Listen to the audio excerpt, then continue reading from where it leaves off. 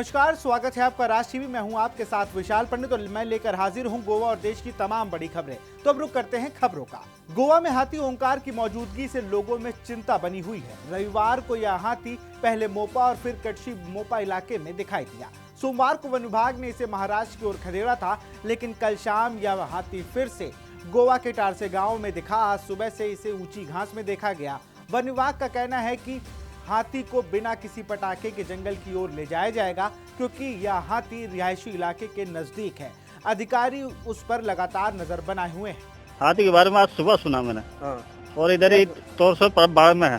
परमवाड़ा में है, ये मालूम है। हाँ। ओके, और क्या चाक चौबंद है इधर भी फॉरेस्ट के बोले तो? फॉरेस्ट अभी आए हैं, वो है 10 बजे लगभग आए। हाँ, तो अच्छा है। और लोगों को भी सचेत किया हुआ। हाँ, सचेत किया हुआ। और इधर लोगों में ऐसा लगता है कि दहशत है या नहीं, दहशत जो कुछ नहीं है, सिर्फ एक जगह पे पड़ा था। किसी को नुकसान नहीं कर रहा वो। ओके। हाँ, कल वो हाथी हमारे तोरसे गांव में आया। परसों 2 दिन वो कड़सी बोपा उधर था। उधर से उसने महाराष्ट्र में उसको भेजा था, लेकिन महाराष्ट्र के लोगों ने फिर इधर भेजा। तो कल वो हमारे तोरसे जुसगी पे इधर आया। इधर सारी फॉरेस्ट आया और पुलिस सब आकर सब लोग हमने उसको उधर देख के पूरा दिन उसकी इधर देखभाल की। और रात को शाम को कभी ऊपर आया, कोकण किनारा है उधर आया, वैसे बोला लोग। और इधर से वो उसने रास्ता के पल उधर गया, तो रास्ता के और स्कूल के जो अभी वो तोरसे के खेत में है वो जो उधर, और उधर फॉरेस्ट ब्रिज सब है। लेकिन मैं बोलती हूँ ये वो न खाते के है ना, उसने जरा उसको वो महाराष्ट्र के इधर डालते हैं, हम उधर डालते हैं। उसकी अंदर ये होती है क्या, हाँ उस माना उसकी होती है कि हाथी है वो, और हमका अच्छा हाथी। तो इसलिए उसने गवर्नमेंट ने उसको जरा चीज अच्छी देखभाल करके उसको वो जगह जिस जगह से आया है उधर उसको उसकी सोई करनी चाहिए। ये मैंने अभी सुबह मॉर्निंग में सुना। मैं ब्रेकफास्ट कर रहा था, उस टाइम पे मालूम पड़ा कि यहाँ पे हाथी आया हुआ है। तो अभी पीछे इधर जंगल में पीछे हाथी है। तो वैसे कोई वो नहीं है कि हाँ किसी को नुकसान पहुंचाया, अभी तक ऐसा कुछ नहीं। बाकी वो आए हुए हैं जो रेस्क्यू वाले होते हैं, बाकी सब अच्छा है। अभी तो फिलहाल किसी को कुछ नुकसान नहीं पहुंचाया। तो रिहायशी इलाका में उसका ये नहीं है? नहीं, इतना दहशत नहीं है कि हाँ लोगों में दहशत होता है, ऐसा कुछ नहीं। सब जो बाकी के जो गांव में जो चाहिए जो रेगुलर काम, तो वो सब अपना कर रहे हैं, उसका कोई प्रॉब्लम नहीं है। हाथी के बारे में 2 दिन हुआ इधर आया है, तो उसका कुछ ये नहीं है, उपद्रव नहीं है। तो अभी फिलहाल वो किधर है, आपको जानकारी? अभी खेती में है, उधर खेती में। रिहायशी इलाके में आता नहीं। तो ये लोगों को कुछ दिक्कत नहीं? थोड़ा घबराया हुआ है वो। हाँ, ओके। और जो फॉरेस्ट के ऑफिसर के चाक चौबंद कैसे व्यवस्था अच्छी है वो पूरी रात दिन उसके साथी है वो। रुक करेंगे अगली खबर का। अखिल भारतीय फुटबॉल महासंघ ने गोवा फुटबॉल संघ से सुपर कप की मेजबानी के लिए सहयोग मांगा है। यह टूर्नामेंट 25 अक्टूबर से 22 नवंबर तक 2 चरणों में खेला जाएगा। 16 टीमों को 4 ग्रुप में बांटा जाएगा। ग्रुप स्टेज मुकाबले में 25 अक्टूबर से 6 नवंबर तक होंगे। इसके बाद फीफा इंटरनेशनल विंडो के कारण टूर्नामेंट में ब्रेक रहेगा। All India Football Federation has kept faith on our association, Goa Football Association, and they allotted Super League to host in Goa. And we thank to our president, secretary, and entire his vice president also to support Goan football to host such a big tournament, national level. 16 team will be participating in Goa, and we have given them. We have 2 ground available. One is this Athletic Bamboli Stadium, and one more is Pandit Jawaharlal Nehru Stadium. And they want for practice ground 4 ground. We have more than 200 grounds available in Goa with all facilities. We can host any kind of a tournament in Goa, and we will host this in a big way to support our local economy, hotels and everything, and it will be a big success. तो कितने matches Goa में होंगे और कितने teams Goa में आएंगे? Total 16 team, 16 team will be participating, and it will go for 20 days tournament. अगली खबर का रुख करते हैं। साउथ गोवा पुलिस ने ड्रग्स के खिलाफ बड़ी कार्रवाई की है। एसपी टीकम सिंह वर्मा ने बताया कि सर्वोदम से 80 ग्राम, केपे से 300 ग्राम, कुस्कोली से 100 ग्राम और फतोड़ा से 1 किलो गांजा बरामद किया गया। साथ ही 1 लाख रुपए नगद और 1 एयरगन भी जब्त की गई है। सभी आरोपियों को गिरफ्तार कर लिया गया है। देखिए, एक हमारा लास्ट वीक उचड़े में एक केस हुआ था जिसमें स्मॉल क्वांटिटी लगभग 80 ग्राम के आसपास गांजा पकड़ा था। तो जिस आदमी के पास पकड़ा गया था उसको अरेस्ट किया गया। उसके बाद मंडे से लेकर अभी तक हमारे 3 और केसेस हुए हैं। एक केस हुआ है फतौड़ा में जिसमें कि एक आदमी को रिलायबल इन्फॉर्मेशन के बाद उसके घर पर रेड की गई। उसमें उसके घर पर 1 किलोग्राम से ज़्यादा गांजा मिला। उसके अलावा 1 लाख के ऊपर कैश मिला, कुछ पैकेजिंग मटेरियल मिला, 3 वेइंग मशीन मिली और भी कुछ सामान मिला। तो उसमें भी हमने उसको अटैच किया है। एंड उसके बाद एक केस हमारा कुंकली में हुआ जिसमें कि लगभग 100 ग्राम से थोड़ा कम गांजा एक लड़के के पास मिला। तो उसका भी एक स्मॉल क्वांटिटी का केस किया है। एंड एक कैफे का केस है जिसमें कि लगभग 300 ग्राम गांजा एक आदमी के पास मिला। वही सब रिलायबल इन्फॉर्मेशन के बेसिस पर केस डिटेक्ट किया, उसको पकड़ा, उसको अरेस्ट किया। टोटल कितने केसेस हुए सर इधर अभी लास्ट महीने में? लास्ट वीक से अभी तक 4 केसेस अभी तक रजिस्टर हुए हैं NDPS। देखिए, हमारे जो एफर्ट्स हैं वो इसी एंड में है कि हम बिल्कुल नहीं चाहते, चाहे वो कहीं भी हो, रूरल एरियाज हो या कोस्टल बेल्ट हो, कहीं भी ड्रग्स नहीं जाने चाहिए। तो वही हमारे एफर्ट्स जारी हैं। जहाँ जहाँ हमें इंफॉर्मेशन मिलती है वहाँ हम रेड करते हैं और एक्शन लेते हैं। ई सिगरेट के बारे में फिर से कुछ मिला है आपको? ई सिगरेट सेम, इसमें एजुकेशनल इंस्टीट्यूशंस के एक पर्टिकुलर डिस्टेंस में जो कि अलाउड नहीं है उनके ऊपर भी कार्रवाई की जा रही है। प्लस उसमें जब हम चेकिंग कर रहे हैं, ई सिगरेट्स मिल रही हैं, उनको हम जब्त कर रहे हैं, उनके ऊपर भी केस कर रहे हैं। तो ये सारा एक्शन आ रहा है। Thank you. रुक करते हैं अगली खबरों का। प्रियोल के विधायक गोविंद गावड़े ने कोदार में प्रस्तावित IIT साइट का दौरा किया। यह किसानों ने उपजाऊ जमीन के अधिग्रहण का विरोध जताते हुए उन्हें ज्ञापन सौंपा। गावड़े ने कहा कि सरकारी रिपोर्ट के मुताबिक 19 लाख वर्ग मीटर जमीन खेती योग्य है और सिर्फ थोड़ी सी जमीन बंजर है। उन्होंने आश्वासन दिया कि किसानों की यह रिपोर्ट वह स्वयं मुख्यमंत्री को सौंपेंगे। गोवा में जो फोंडा तालुका है वो विलेज पंचायत बेतुड़ा कोडार निरंकल, कोडार की सर्वे नंबर 63/2, इस सर्वे नंबर में IIT का प्रपोजल थोड़ा छानछीन कर रहा है।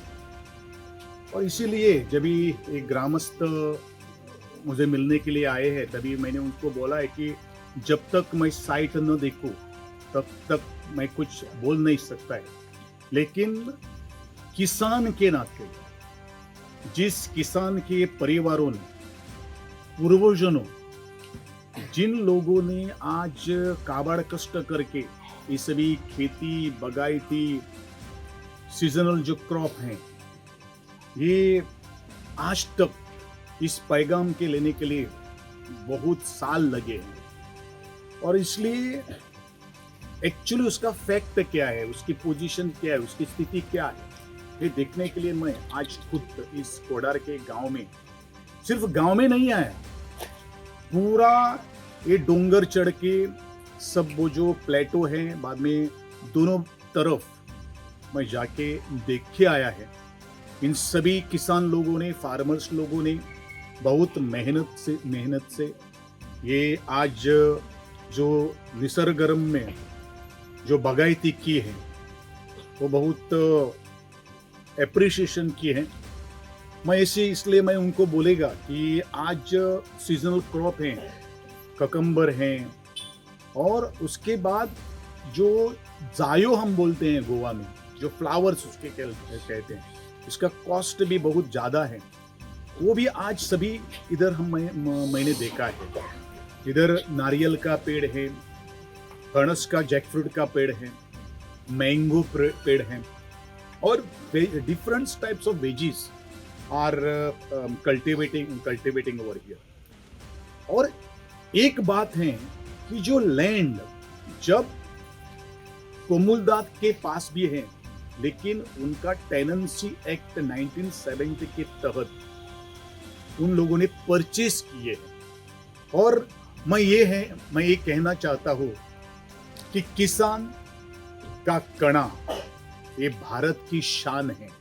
ये आदरणीय पंतप्रधान नरेंद्र मोदी, सभी राज्यों के मुख्यमंत्री, including our chief minister Shri doctor Pramod ji Sawant, उसने किसान को बहुत महत्व दिया है। आज गोवा के मुख्यमंत्री जो प्रपोजल आया है वो नहीं आया है, फाइनल हुआ है नहीं हुआ है, मुझे अब तक भी मुझे मालूम नहीं। लेकिन 63/2 इस सर्विस नंबर में 19 लाख चौरस स्क्वायर मीटर आज जमीन है, और उसमें से ये जो किसान हैं उनके पास लगभग 6.25 लाख स्क्वायर मीटर बागायती के अंडर कल्टीवेशन किया गया है। बाकी बचता है 12 लाख। 12 लाख में से थोड़ा प्राइवेट जमीन उनके पास है और उसके बाद भी थिक फॉरेस्ट है। इन सभी टोटल कुल मिला के क्या परिस्थिति हो सकती है ये बाद में एक्सपर्ट और कंसल्टेंट वो तय करेंगे।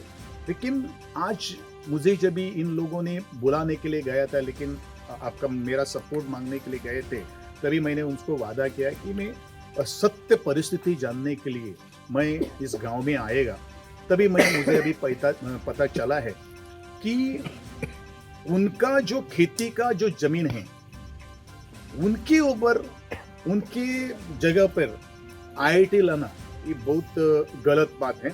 खेती के मैं वापस में I am just uttering my words, जो बागायती कर रहा है उधर कंस्ट्रक्टिव IIT करने का थोड़ा सा गलत बात है। मैंने देखने के बाद मुझे पता चला है। लेकिन what are the plans of the government that will be decided only after when we are going to have a concrete plan, a consultative plan. आणि मैं एक बार कहना चाहता हूँ, जो साइट जो सिलेक्ट किया है, जो सभी जो अपना उनको फैसिलिटी मांगता है वो फिट होगा या नहीं होगा वो मुझे तो नहीं मालूम है। लेकिन जो इकोलॉजिकल इम्पैक्ट है, हैबिटेट के बारे में हम लोग बात करना चाहिए, बायोडाइवर्सिटी के बारे में हम लोग बात करना चाहिए। कितना लोग अभी ये विलेज में रह रहे हैं और ये होने के बाद कितना लोग आ रहे होंगे, उनके लिए जो इंफ्रास्ट्रक्चर होना चाहिए। It is not mean that this nature has cultivated or nature has given this beautiful land only to the man or the people, but it is also to the human beings, where different types of the kinds of the animals who are also habitating in this thick jungle. And I also would like to tell कि ये जो बात है वो समझ से लेने का है।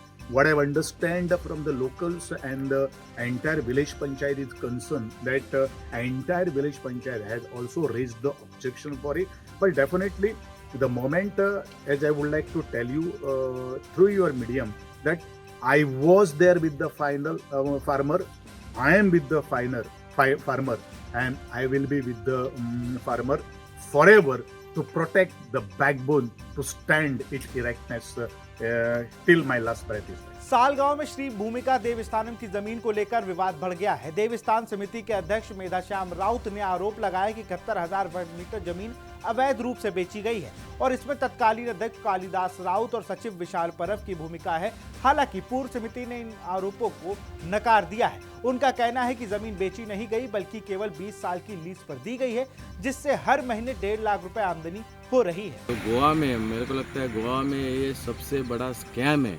तो आज जिधर भी जाओ आप देख रहे हैं गोवा में सब लैंड स्कैम चल रहा है। उसमें से ये एक ज़बरदस्त स्कैम हुआ है गोवा साल विलेज में। यहाँ पे जो देवस्थान पहले की जो कमेटी थी उनके ऊपर ऑलरेडी हाई कोर्ट ने डायरेक्शन दिया है मामलेदार को। ये लोग ने जो पैसे का घोटाला किया है उनके ऊपर वो इंक्वायरी चालू है। और गए 2-3 दिन से पहले एक धक्कादायक डॉक्यूमेंट हम लोग के हाथ में गिरे जो किसी को भी गांव में किसी महाजन को भी मालूम नहीं थे। वो ऐसा हुआ कि ये लोग ने जो देवस्थान की ज़मीन है, ये ज़मीन का ये लोग ने बाकायदा आप देख रहे हैं कि ये लोग ने प्लॉटिंग किया हुआ है और वो प्लॉटिंग करके बाहर के आदमी को दिया है। जबकि ये देवस्थान का जो ज़मीन है वो 20 साल कोई भी नहीं दे सकता है, किसी को भी राइट नहीं है, मामलेदार को भी राइट नहीं है। इसका पूरा राइट गोवा गवर्नर को है। और ये लोग ने जो किया है, ये जो पूरा फर्जरी किया है, आप देख रहे हैं ये प्लॉटिंग किया है। ये प्लॉटिंग देवस्थान के ज़मीन पे अलाउड नहीं है और ये लोग को ये सब रजिस्टर में लीज डीड करने का भी ये जो कमेटी है इनको अलाउड नहीं है। ये लोग को इनका कोई भी तो राजकीय इनको राजकारणी जो आदमी है उनके साथ में है और उसके पावर पे ये सब किया है। ऐसे भी ये टीसीपी का आप एनओसी देख रहे हो, ये टीसीपी का ये लोग ने एनओसी भी लिया है ये देवस्थान का ज़मीन है, देवस्थान का प्लॉटिंग कैसे हो सकता है जब तक तो गवर्नर का परमिशन नहीं है। और देवस्थान का ज़मीन ये लोग थर्ड पार्टी को लीज डीड मार के सब स्टैम्प ड्यूटी सब भर के 20 साल के लिए कैसा दे सकते हैं। मतलब ये लोग ने जो है बड़ा स्कैम किया हुआ है। कितने लोगों को ये प्लॉट किए करके दिया अभी? यहाँ पे जो हम लोग को लिस्ट, ये लोग ने जो लिस्ट मेंशन किया है वो 5 प्लॉट का लिस्ट मेंशन किया है। उसमें से 3 डॉक्यूमेंट हम लोग को मिला है। उसमें जो मास्टरमाइंड है वो विशाल परब करके आप देख रहे हैं, और कालिदास सीताराम राउत है, और एक सगुन राउत है। ये लोग मास्टरमाइंड है और ये लोग का पूरा गैंग है, एक 10-12 आदमी लोग का गैंग है। ये लोग जो देवस्थान का जो पैसा है, फंड है, उसका भी अफरा तफर किया है, उसका केस चालू है। और देवस्थान का जो गोल्ड है उसका भी 5 गोल्ड जो हार है वो डुप्लीकेट पाया है हम लोग ने जब हाथ में लिया है। और ये लोग ने अभी तक हाईकोर्ट का ऑर्डर है, मामलेदार का ऑर्डर है, अभी तक ये लोग डॉक्यूमेंट नहीं दे रहे। क्यों नहीं दे रहे? क्योंकि ये लोग ने इतना जो बड़ा स्कैम किया है वो ऑलरेडी बाहर आ चुका है। और हम लोग का देवस्थान इतना जागरूक है, हमारा देवी इनको छोड़ने वाला नहीं, इनका हालत इतना बेकार होने वाला आगे सब और पूरा पब्लिक दिखे। लेकिन हमारा ये गोवा के जो सीएम है उनको एक विनंती है, कल भी हम लोग रिक्वेस्ट किया है कि ये जो गोवा में जो चल रहा है, हर जगह जो लैंड स्कैम चल रहा है, उसमें से एक बड़ा स्कैम है साल में जो देवस्थान का ज़मीन का ये लोग ने किया है। तो इसके ऊपर सीएम ने इमीडिएटली ये करना चाहिए, दखल देना चाहिए। दूसरा, ये जो कालिदास राव है उनके जो ग्रुप में जो थोड़े लोग हैं वो सब गवर्नमेंट सर्वेंट है। तो ये लोग ने ऐसा क्रिएट किया हुआ है कि जो इनके साथ शामिल ग्रुप में है उनको पूरा ये लोग हफ्ता देते हैं। क्योंकि इनको जो अभी इनको कल जब देवस्थान जब भी पूरा पब्लिक को ये हम लोग दिखाने के लिए मंदिर में बुलाया, तो ये लोग ने विशाल परब कालिदास राव और उनका जो 2-3 आदमी है वो लोग ने बहुत हंगामा किया मंदिर में। क्योंकि उनको चाहिए था कि ये हम लोग डिस्प्ले किसी को मालूम नहीं गिरे, ये हिसाब से बहुत कल हंगामा किया, मारामारी करने का कोशिश किया। लेकिन हम लोग सब सुना और बाद में पूरा पब्लिक ने देखा। तो ये लोग को सज़ा ये होएगा ही हम लोग, और ये देवस्थान का ज़मीन है, हम लोग का हक है। आज आप देख रहे हैं इधर लॉक मारा हुआ है। मैं देवस्थान कमेटी का प्रेसिडेंट हूँ। आज मैं यहाँ पे मेरे देवस्थान का ज़मीन है, मैं यहाँ पे पाँव नहीं रख सकता। और उसमें लिखा हुआ है अगर कोई भी ये साल विलेज का रईत पिलगी या जो देवस्थान के जो महाजन है ये ज़मीन में पाँव नहीं रख सकते। और ये ज़मीन अगर हम लोग को वापस चाहिए तो इनको हम लोग 2,40,00,000 देने का करके लिखा है। ये लोग देवस्थान को ऐसा एग्रीमेंट में लिखा है, ऐसा क्लियरली एग्रीमेंट में लिखा है। और हम लोग सरप्राइज हो गए कि ये लोग ने कैसा ये लोग लिखा है। जब तक ये लोग ने मतलब करोड़ों पैसा लिया है, इसलिए ऐसा लिख के दिया है कि अगर ये इन्होंने देवस्थान को लिखा है कि ईच प्लॉट का 50,000, अगर ये ज़मीन हम लोग को रिटर्न लेने का है तो 2,40,00,000 हम लोग उनको देने का है। मतलब ये सीएम ने देखने का ये क्या चल रहा है गोवा में, और ये गवर्नमेंट अथॉरिटी इनको कैसा एनओसी दे रहा है, कैसा सब ये मार रहा है करके। सिर्फ जमीन का ही है या कुछ ऑर्नामेंट, क्या है ऑर्नामेंट्स का? जमीन इनको ये लोग ने जमीन में देवस्थान का जो देवी का जो ऑर्नामेंट रहता है गोल्ड का, उसमें अफरा तफर है, वो जो डुप्लीकेट है। बाद में जो देवस्थान का जो फंड है उसमें कम से कम 1-1.5-2 करोड़ का अफरा तफर किया है। वो ऑलरेडी हाईकोर्ट ने ऑर्डर डायरेक्शन दिया है और इनके ऊपर इंक्वायरी बैठा हुआ है, मामलेदार की इंक्वायरी चल रहा है। और जितना भी अफरा तफर किया है हाईकोर्ट का डायरेक्शन है वो पूरा रिकवर हो जाए, ये ऑलरेडी डायरेक्शन है। रुक करते हैं अगली खबर का। गोवा खेल विभाग को खेलो गोवा पहल के लिए प्रतिष्ठित अवार्ड मिला है। यह पुरस्कार 20 सितंबर को दिल्ली में दिया जाएगा। अधिकारियों ने कहा कि यह पहल खिलाड़ियों को जमीनी स्तर पर प्रोत्साहित करने और राज्य में खेल संस्कृति को मजबूत करने की दिशा में बड़ा कदम है। कोच अवार्ड जो आपको पता है कि भारत देश भर अलग अलग एरियाज़ के लिए वो गवर्नेंस में इनिशिएटिव्स, अलग अलग कॉर्पोरेट सेक्टर, गवर्नमेंट सेक्टर, आपको वहाँ पे देखा जाए कि आपको उस प्रोसेस से गुजर के एक जो सबसे बढ़िया इनिशिएटिव स्टेट गवर्नमेंट कोई प्रपोज करते हैं उसमें पार्टिसिपेट करते हैं।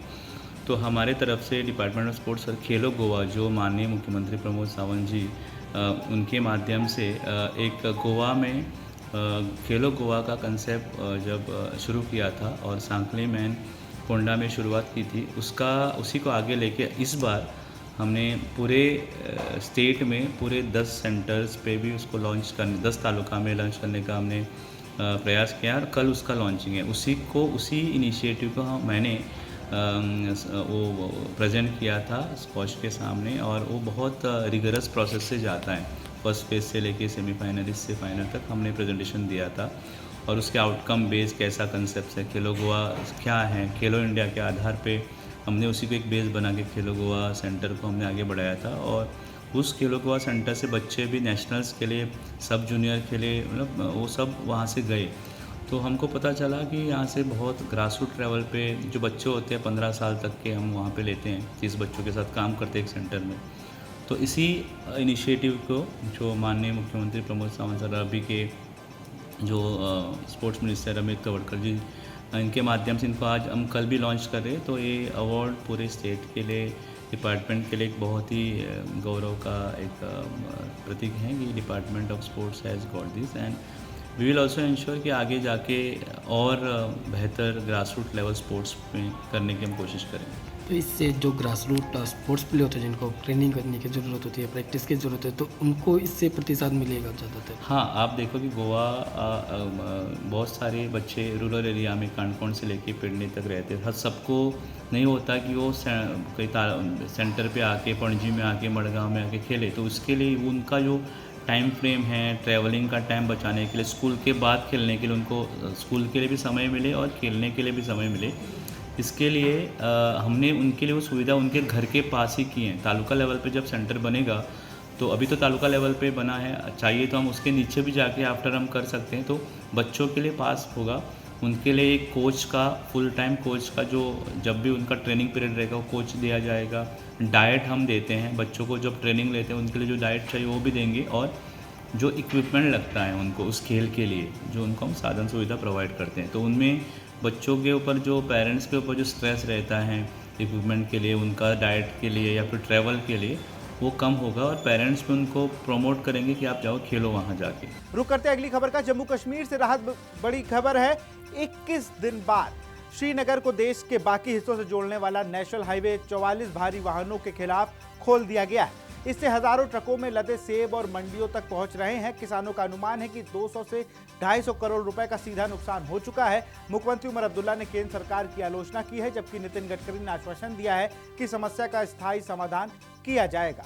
रुक करते हैं अगली खबर का। भारत करेगा अग्निशम मिसाइल का प्रशिक्षण। 24 और 25 सितंबर को बंगाल की खाड़ी से अग्नि प्राइम मिसाइल का प्रशिक्षण करेगा। 1000 से 200 किलोमीटर की रेंज वाली यह मिसाइल हल्की और आधुनिक तकनीक से लैस है। दुश्मन कहीं भी छिपा हो, यह मिसाइल उसे सटीक निशाना बना सकती है।